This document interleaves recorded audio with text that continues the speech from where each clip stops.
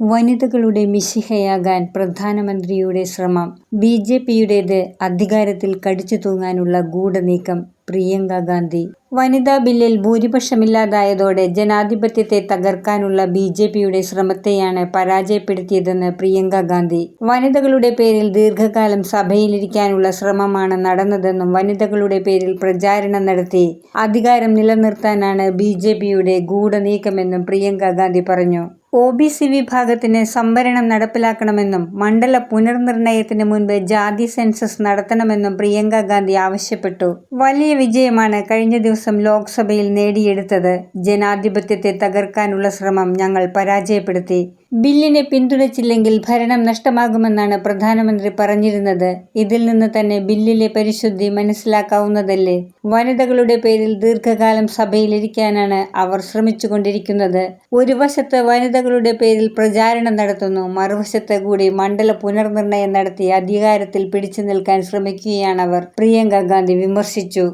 രാജ്യത്തെ വനിതാ കായിക താരങ്ങളും മണിപ്പൂരിലെയും ഹത്രാസിലെയും സ്ത്രീകളും അനുഭവിച്ചത് എല്ലാവരും കണ്ടതാണ്. വനിതകളുടെ രക്ഷക പരിവേഷത്തിന് നരേന്ദ്രമോദി ശ്രമിക്കുന്നു. കരിദിനമെന്നാണ് ഫോട്ടോയെടുപ്പിലെ പരാജയത്തിൽ BJP വിശേഷിപ്പിച്ചത്. അജണ്ട പരാജയപ്പെട്ടതുകൊണ്ടാണ് BJPക്ക് കരിദിനം. നിലവിലെ അംഗസംഖ്യയിലെ സംവരണം നടത്തണം. 2023 നിയമം നടപ്പിലാക്കണം.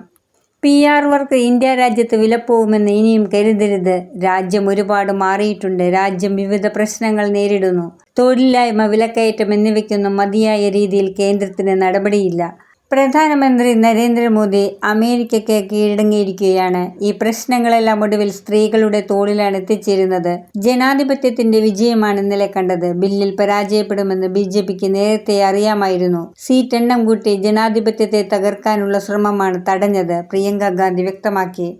പശ്ചിമേഷ്യൻ സംഘർഷത്തോടനുബന്ധിച്ച് രാജ്യത്ത് വലിയ പ്രതിസന്ധിയാണ് ഉയർന്നുകൊണ്ടിരിക്കുന്നത്. വിലക്കയറ്റം ജനങ്ങളെ വലച്ചിരിക്കുകയാണ്. അന്താരാഷ്ട്ര സമ്മർദ്ദത്തിന് വിധേയനായി നമ്മുടെ പ്രധാനമന്ത്രി മാറി. വനിതകളുടെ മിശിഹയാകാനാണ് പ്രധാനമന്ത്രിയുടെ ശ്രമം. സ്ത്രീകളുടെ രക്ഷകനാകാൻ അദ്ദേഹം കഠിന പ്രയത്നം നടത്തുന്നു.